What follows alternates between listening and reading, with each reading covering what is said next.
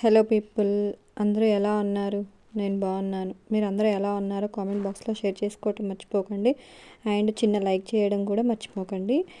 మనం నా ప్రేమ సామ్రాజ్య దేవి పార్ట్ 2 ఎవరైతే చూడని వాళ్ళు ఉంటారో మన ఛానల్లో ఆ లింక్ అనేది ఉంటుందండి. కంపల్సరీగా చూడండి. అది చూశాక కంటిన్యూషన్ పార్ట్ 3 చూస్తే మీకు అర్థమవుతుంది. నేను ఈరోజు చెప్పే స్టోరీ వచ్చేసి శివ అరిచిన అరుపులకి ఒక్క ఉదూటన క్లాస్ రూమ్కి వెళ్ళిపోయిన శక్తికి చాలాసేపటికి కానీ ఆ టెన్షన్ నుంచి తేరుకోలేకపోయింది. సాయంత్రం అయ్యేసరికల్లా ఈ విషయం కాలేజ్ అంతా తెలిసిపోయి శక్తి పేరు శివ పేరు పక్కన చేరిపోయి కాలేజీ మొత్తానికి శక్తి ఎవరో తెలిసిపోయింది. మరుసటి రోజు నుంచి ఎవరన్నా శక్తి వైపు చూడాలంటేనే శివ గుర్తుకు వచ్చి భయపడే చచ్చేవాళ్ళు. బీఎస్సీ ఫైనల్ ఇయర్ అవడంతో శివకి ఉదయం సమయంలో ట్యూషన్స్ ఉండేవి. శక్తితో రావడానికి కుదరడం లేదు. సాయంత్రం టైం ఆ జనాన్ని చూసి శివ బస్ ఎక్కడానికి భయపడేవాడు. దానికి కారణం లేకపోలేదు. శివ మొదటి నుండి బాగా ఉన్నవాళ్ళు కావడంతో ఇలా ప్రయాణం చేయడం అతనికి అలవాటు లేదు. కేవలం శక్తి కోసం అప్పుడప్పుడు బస్ ఎక్కి ఆ జనంలో ఆ ఉక్కపోతలో ఇరుక్కొని నానా తిప్పలు పడుతున్నాడు శక్తి. ఒకరోజు అటుగా వెళ్తున్న శివకి పార్కులో ఉయ్యాలపై శక్తి కనిపించింది. అదేంటి ఈ టైంలో ఇక్కడ ఉంది అనుకుంటూ బైక్ సైడ్కి పార్క్ చేసి లోపలికి వెళ్ళాడు శివ. శివని చూడగానే భయపడి ఉయ్యాల్లో నుంచి ఒక్కసారిగా దూకేసింది శక్తి. ఆ బ్యాలెన్స్ తప్పి పడిపోతున్న శక్తిని పట్టుకొని వాళ్ళ వైపే దూసుకు వస్తున్న ఉయ్యాలను కూడా పట్టుకున్నాడు శివ. ఏంటి మాటిమాటికి పడిపోతున్నావు? అంత బాగుందా నా మీద పడితే అన్నాడు శివ. అంతే. శక్తికి కోపంగా పైకి లేచి, నువ్వు ఏమన్నా హృతిక్ రోషన్వి మరి, అందుకే నీ మీద పడిపోతున్నాను అంది. అంటే హృతిక్ రోషన్కి అయితే పడిపోతావా అన్నాడు శివ. చిచ్చి, ఏం మాట్లాడుతున్నావు? ఎవరికో నేనెందుకు పడతాను అంది చిరాగ్గా మొహం పెట్టి. అరుస్తున్నావేంటే అంటూ శక్తి తల మీద ఒక్కటి వేశాడు శివ.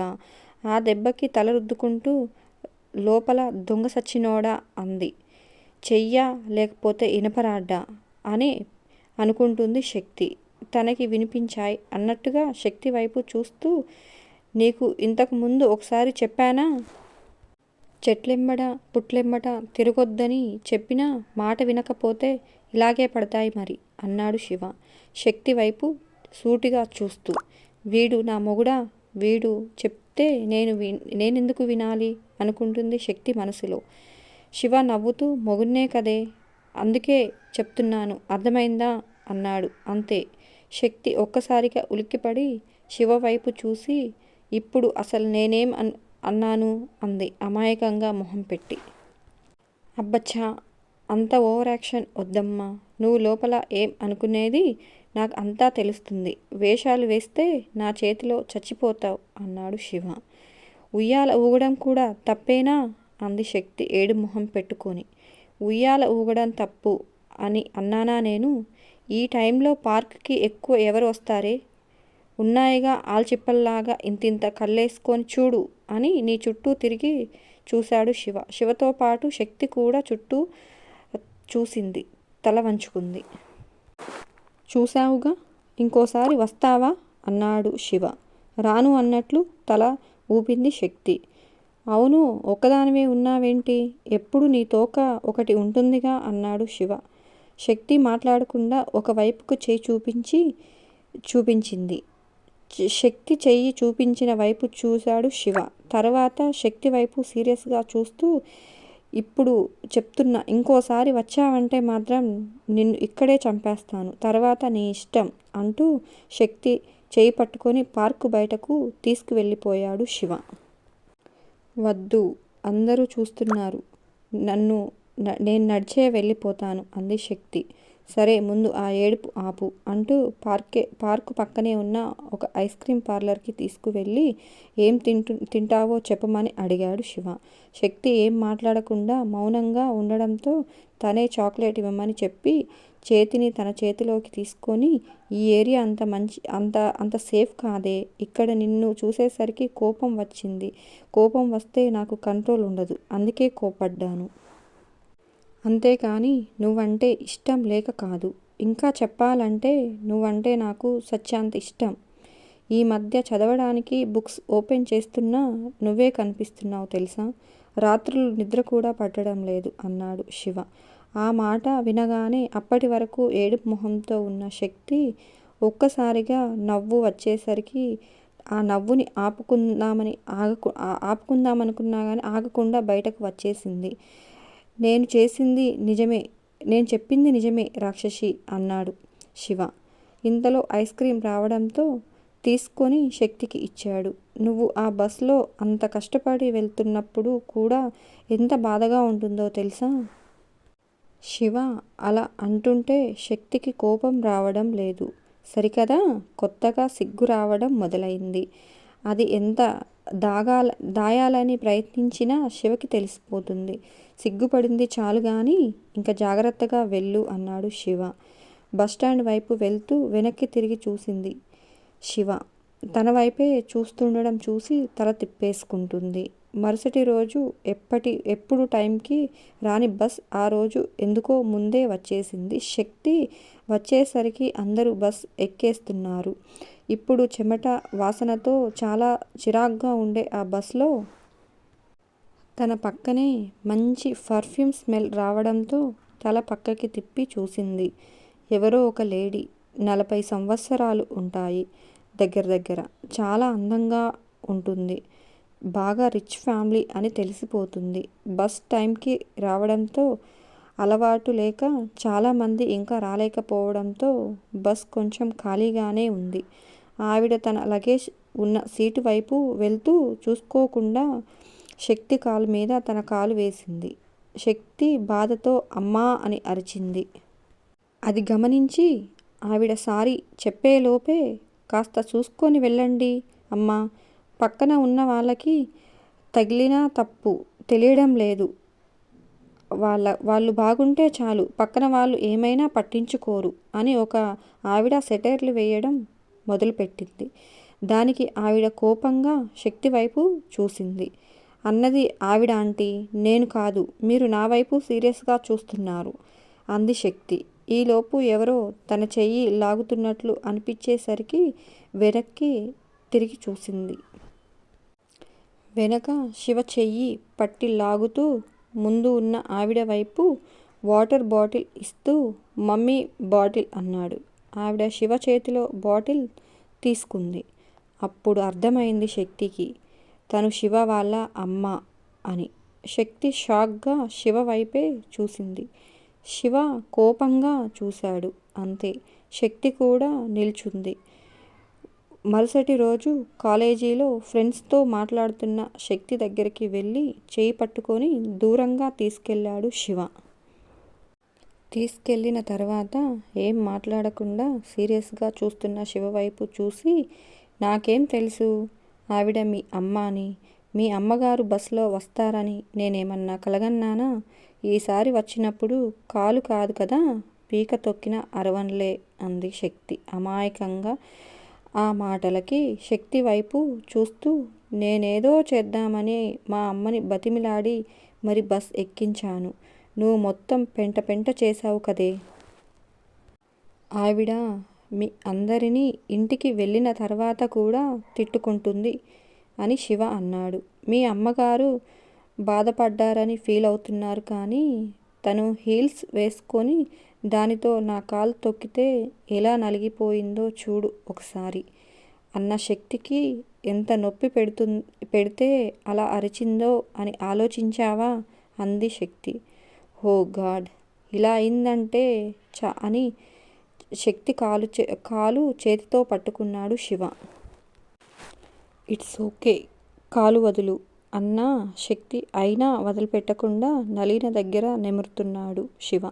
పర్వాలేదులే, ఇప్పుడు అంత నొప్పి లేదులే అన్న అని శక్తి సారీయే అన్నాడు శివ.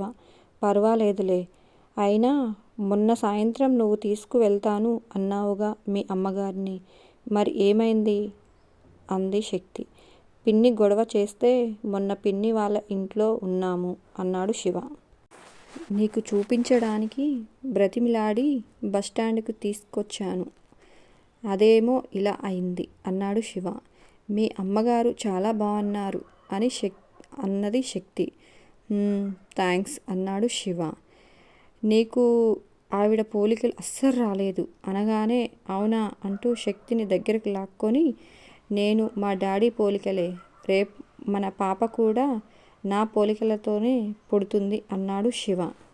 సో డోంట్ వర్రీ అన్నాడు శివ. ఆ మాటలకి శివ వైపు అదోలా చూసింది శక్తి. ఏంటే అందమైన పాప పుడుతుంది అంటే హ్యాపీగా ఉండాలి కానీ ఆముదం తాగిన మొహం పెట్టావు అంటూ శక్తి చేతిలో బాక్స్ పెట్టాడు శివ.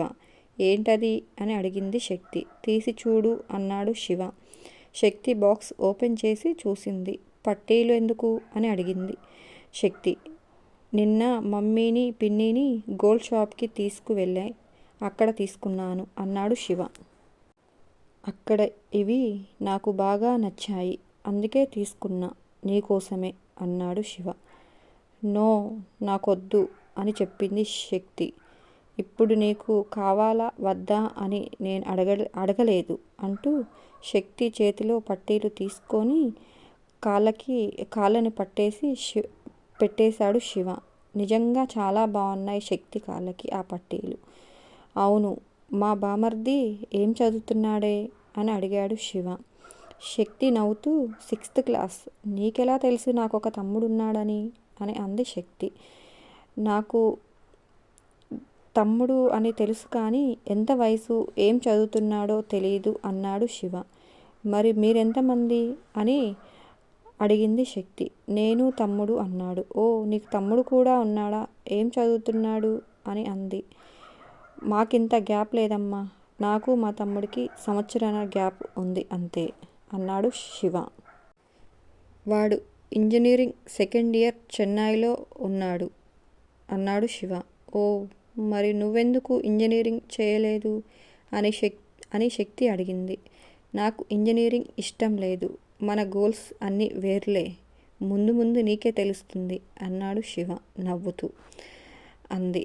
సరేలే, రేపు మా మమ్మీ శివాలయంలో నా కోసం ఏదో పూజ చేస్తుంది, నువ్వు కూడా రేపు గుడికి రావాలి, సరేనా అన్నాడు శివ. అమ్మో, మీ అమ్మగారు ఉంటే నేను రాను బాబు, ఆవిడ్ని చూస్తేనే నాకు 101 ఫీవర్ అందుకుంటుంది అంది శక్తి. ఆ మాటకి శివ నవ్వుతూ, ఎందుకే, తను చాలా మంచిది, రేపు ఫ్యూచర్లో నువ్వు నాతో కంటే తనతోనే ఎక్కువ ఉండాలి, సో ఇప్పటి నుంచి అలవాటు చేసుకో, రేపు మా ఫ్యామిలీ చుట్టాలందరూ వస్తున్నారు, నువ్వు లేకపోతే నాకు వెలితిగా ఉంటుంది, వస్తావు కదూ అన్నాడు శివ. నువ్వు రేపు వస్తున్నావు అంతే, ఇంక వెళ్ళు క్లాస్కి, టైం అవుతుంది అని శక్తి ఏదో చెప్పేలోపే అక్కడి నుంచి వెళ్ళిపోయాడు. మరుసటి రోజు ఉదయాన్నే గుడిలో పూజ మొదలు పెట్టడానికి ముందు శక్తి కోసం ఎదురు చూస్తున్నాడు శివ. పూజకు టైం అవుతుంది, గుడిలోకి వెళ్దాం రా నాన్న అని పిలిచింది అమ్మ సునంద. 1 minute మమ్మీ, వస్తున్నా, ఈలోపు నువ్వు అన్నీ రెడీ చెయ్యి అని ఆవిడ్ని లోపలికి పంపించేశాడు శివ. ఇంతలో ఎదురుగా వస్తున్న శక్తిని చూసి అలాగే నోరు తెరుచుకొని చూస్తున్నాడు మన శివ. చూసి రెప్ప కూడా వెయ్యాలనిపించడం లేదు శివకి.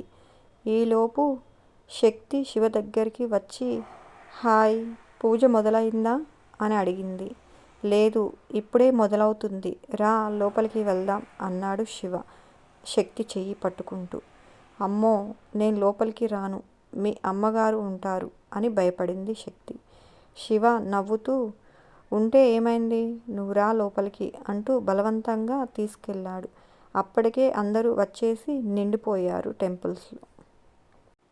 శక్తి శివ నుంచి చెయ్యి వదిలించుకొని, నువ్వు వెళ్ళు, పూజ నీకోసం, నువ్వుంటే చాలు అని గుడికి వచ్చి కూడా బొట్టు కూడా పెట్టుకోలేదు అంటూ పక్కనే ఉన్న కుంకుమ తీసి శివకి బొట్టు పెట్టింది. అదే టైంలో శివని, శక్తిని చూసింది సునంద. ఆవిడికి బస్లో సీన్ గుర్తుకు వచ్చి కోపం వస్తున్నా చుట్టూ బంధువులు ఉన్నారని కంట్రోల్ చేసుకుంటుంది సునంద. ఈ పిల్ల ఏంటి ఇక్కడ ఉంది నా శివ పక్కన అంటూ కోపంగా చూస్తుంది. పూజ అయ్యాక అందరూ శివకి హ్యాపీ బర్త్డే అంటూ విష్ చేయడం చూసి, ఈరోజు నీ బర్త్డేనా, నాకు చెప్పలేదే అని శక్తి ఆశ్చర్యంగా చూసింది. ఇష్టమైన వాళ్ళ బర్త్డేలు చెప్పరే, నువ్వే తెలుసుకోవాలి అన్నాడు శివ. ఇప్పుడు ఎలా మరి, నేను గిఫ్ట్ కూడా ఏం తీసుకురాలేదు అని శక్తి బాధగా ఉంది. నువ్వు టెన్షన్ పడకు, గుడి నుంచి బయటకు వెళ్ళాక నాకు కావాల్సిన గిఫ్ట్ నేను తీసుకుంటాలే అన్నాడు శివ నవ్వుతూ. వాళ్ళిద్దరినీ దూరం నుంచి చూస్తున్న సునందకి శివ శక్తితో అంత చనువుగా ఉండడం అస్సలు నచ్చలేదు. మమ్మీ, నాకు కాలేజీకి టైం అయింది, నేను వెళ్తాను, బాయ్ అంటూ సునందకు ముద్దు పెట్టి శక్తిని తీసుకుని బయటకు వచ్చేశాడు శివ. గుళ్ళో ఉంది అన్న మాటే కానీ సునంద మనసంతా చిరాగ్గా, కోపంగా ఉంది. ఈ పిల్ల ఎవరో కానీ నా శివాని బాగానే మాయ చేస్తుంది. అది ఏంటో కనుక్కొని త్వరగా కట్ చేయాలి అనుకుంటుంది మనసులో సునంద. శివ శక్తిని ఆపి ఒక్కసారిగా పైనుంచి కిందికి చూస్తూ, ఇందాక గుడిలో ఉన్నామని మాట్లాడలేదు, ఏంటే ఇంత అందంగా ఉన్నావు ఈరోజు అంటూ దగ్గరికి లాక్కొని ముద్దు పెట్టాడు. ఈరోజు బాగున్నాను అంటే రోజు బాగోలేనా అంది శక్తి కోపంగా. బాగున్నావే శివాంగి, ఈరోజు ఇంకా ముద్దొస్తున్నావు, రోజు ఇలాగే డ్రెస్ వేసుకోవచ్చు కదా, నాకు కూడా నేత్రానందంగా ఉంటుంది అన్నాడు శివ. నీకు పైత్యం ఎక్కువైంది, ఇంటికి వెళ్ళి మీ మమ్మీని నిమ్మరసం ఇవ్వమని అడుగు అంది. అది తాగితే కొంచెమన్నా తగ్గుతుంది పైత్యం అన్న శక్తి నవ్వుతూ, శివ పెద్దగా నవ్వుతూ, పైత్యం నిమ్మరసానికి తగ్గదులే, దీనికి వేరే ట్రీట్మెంట్ చేయాలి అంటూ శక్తిని గట్టిగా కౌగిలించుకొని ముద్దు పెట్టుకున్నాడు. ఇంతవరకు నన్ను విష్ కూడా చేయలేదు, పోవే, నేనంటే నీకు ప్రేమ లేదు అన్నాడు శివ. అదేం లేదు, గిఫ్ట్ లేకుండా ఎలా విష్ చేయను అని అంటుంది శక్తి. నువ్వు దేవుడిచ్చిన పెద్ద గిఫ్ట్వే, ఇక నాకు గిఫ్ట్ ఎందుకు, లైఫ్ లాంగ్ ఇలా నా పక్కనుంటే చాలు, అదే నాకు పెద్ద గిఫ్ట్ అన్నాడు శివ. ఆ మాటలకి శక్తి నవ్వుతూ శివ మెడ చుట్టూ చేతులు వేసి హ్యాపీ బర్త్డే శివ అంది. ముఖం అదోలా పెట్టుకొని, ఏం నచ్చలేదు, చాలా చప్పగా చేశావే, అందుకే ఈసారి హ్యాపీ బర్త్డే వద్దు కానీ దానికి బదులు ఐ లవ్ యూ చెప్పులే, అడ్జస్ట్ అయిపోతాను అన్నాడు శివ. ఆ మాటలకి శక్తి కోపంగా చూసి తల పక్కకు తిప్పుకుంటుంది. ఫస్ట్ నువ్వు చెప్పు, తర్వాత నేను చెప్పాలో లేదో ఆలోచిస్తాను అని చెప్పి నవ్వుతూ, ఆహాహా ఆలోచిస్తుందంట, బంగారం, నీకో విషయం తెలియట్లేదే, నువ్వు నాకెప్పుడో పడిపోయావు, కానీ అది ఒప్పుకోవడానికి నీ పొగరు అడ్డు వస్తుంది నీకు, అంతే అన్నాడు శివ. అవునా, అయితే మరి లేట్ ఎందుకు, చెప్పేయ్ ఆ మాట. లేదు అంటూ శివ చెంప మీద చేయి వేసింది. శివ శక్తి చేతిలో చేయి వేసి, ఈ జన్మకి నిన్ను నా నుంచి ఎవరు వేరు చేయలేరు, I love you so much Shivangi అంటూ గట్టిగా ముద్దు పెట్టుకున్నాడు శివ. మన సునంద మాత్రం తన ధ్యాస ఎక్కడో ఉంది. ఏ సునంద, ఎక్కడుంది నీ ధ్యాస అంతా, మీ చెల్లి అంతగా పిలుస్తుంటే పలకవేంటే అంటూ భుజం మీద చేయి వేశాడు రామకృష్ణ. అవునా, ఏదో ఆలోచనలో ఉండి వినిపించుకోలేదండి అని, దేవుడా, ఈ పిల్ల నా మెదడులో నుంచి వెళ్ళడం లేదు, అంతలా ఏం చేసింది అనుకుంటుంది సునంద తన మనసులో. అంతే అండి ఈ వీడియో. Bye bye. సబ్స్క్రైబ్ చేయండి, లైక్ చేయండి, షేర్ చేయండి. Okay friends, bye bye.